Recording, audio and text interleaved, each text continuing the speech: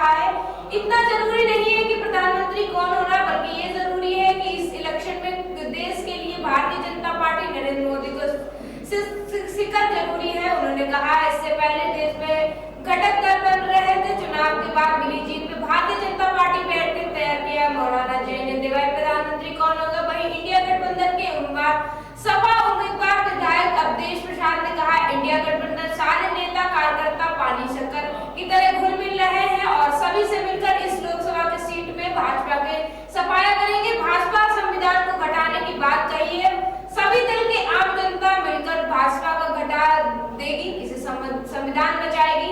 पत्रकार वार्ता के दौरान बीकापुर विधानसभा में प्रत्याशी हाजी फिरोज गब्बर, सपा प्रत्याशी छोटे लाल यादव, सपा अध्यक्ष पारसनाथ यादव, कांग्रेस प्रत्याशी जिला अध्यक्ष अखिलेश यादव, सपा नेता जयसिंह राणा, एजाज अहमद आदि मौजूद रहे। मैंने भी सुना है, आपका सवाल भी उन्हीं पोस्टरों को देख के है और मेरे मन में भी अगर जिज्ञासा है तो उन्हीं पोस्टरों के संदर्भ में है। मैं कोई ऑफिशियल अनाउंसमेंट करने वाला व्यक्ति हूँ, तो जितना आप समझ रहे हैं उतना मैं भी समझ रहा हूँ। Thank you. वंदन अभिनंदन स्वागत करता। आज हमारे बीच में समाजवादी पार्टी इंडिया गठबंधन के प्रत्याशी, समाजवादी पार्टी के राष्ट्रीय महासचिव माननीय श्री अवधेश प्रसाद जी, निर्मल खत्री जी, कांग्रेस पार्टी के जिले के अध्यक्ष हमारे साथी भाई श्री अखिलेश यादव जी, प्रदेश के सदस्य साबिर जाफरी जी, यूथ के अध्यक्ष युवजन सभा के साफ और पहचान आज भी है, कल भी रहेगी। जब कोई नेता में अगर नाम लिया जाता है तो सबसे पहले आदरणीय निर्मल खत्री जी का लिया जाता है कि आप बहुत व्यस्तता के बावजूद भी आज प्रेस के साथियों के साथ आए हैं। हम समाजवादी पार्टी की तरफ से और इंडिया गठबंधन और आप सभी साथियों का मैं बहुत बहुत अभिनंदन करता हूँ, स्वागत करता हूँ। आपके बगल में हमारे नेता के नाम के, हमारे नेता के छोटे भाई समाजवादी पार्टी के नेता गब्बर भाई, युवजन सभा के नेता राणा जी, एजाज भाई और सभी सम्मानित पत्रकार,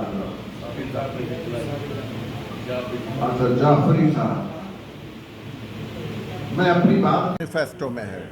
हमारे किस नेता ने कहा, एक मिनट, सैम पेट्रोडा ने अमेरिका में जो बात कही वो न एक्सरे के बाहर संदर्भ में है न मंगलसूत्र। उन्होंने कहा कि मुझे अमेरिका की एक ये प्रक्रिया बड़ी अच्छी लगी कि यहाँ पर अगर कोई व्यक्ति मरता है तो उसकी आधी संपत्ति सरकार लेके आधी संपत्ति उसके परिवार को देती है।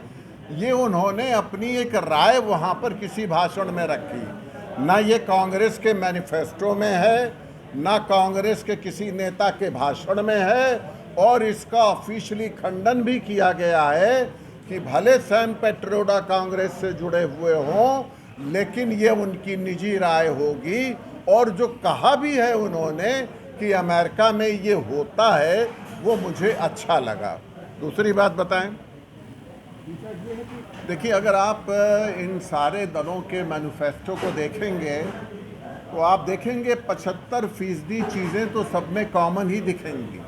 आज अभी अवधेश प्रसाद जी जब बोल रहे थे, समाजवादी पार्टी के मैनिफेस्टो की बात कर रहे थे, उसमें भी कर्ज माफ़ी की बात थी, उसमें भी किसानों के हित की बात थी, उसमें भी महिलाओं के हित की बात थी, उसमें भी नौजवानों के हित की बात थी, पेपर लीक नहीं होने देंगे। कांग्रेस ने उसमें एक चीज़ और जोड़ दी कि अगर किन्हीं कारणों से पेपर लीक होगा तो हम उसका मुआवजा देंगे। तो कॉमन है, और 20-25 चीज़ें अगर परसेंट बचती भी हैं तो मैं समझता हूँ हुकूमत बनाने के बाद उन सारी चीज़ों को हल कर लिया जाएगा। अगर 89 में भारतीय जनता पार्टी जनसंघ घटक और विश्वनाथ प्रताप सिंह मिल करके जो विपरीत ध्रुवी वाले व्यक्ति थे सरकार बनाते हैं और कॉमन एजेंडे पर आ सकते हैं, तो यहाँ तो सब कॉमन एजेंडे वाले ही दल हैं, इनको कोई परेशानी नहीं होगी। नेक्स्ट, अब 89 में जब या सन 77 में जब जयप्रकाश जी ने आह्वान किया था कि कांग्रेस पार्टी को हराना है, इंदिरा जी को सत्ता से हटाना है, तो उस समय उस आह्वान में क्या इस बात की चर्चा की गई थी कि कौन प्रधानमंत्री बनेगा? कोई चर्चा नहीं की गई। लेकिन जब जनता पार्टी जीती तो उन्होंने बैठ करके ये तय किया कि मोरारजी देसाई प्रधानमंत्री बनेंगे। तो कोई आवश्यक नहीं है कि हम इलेक्शन के पहले ये घोषणा करें ही कि प्रधानमंत्री कौन बनेगा, मुख्यमंत्री कौन बनेगा।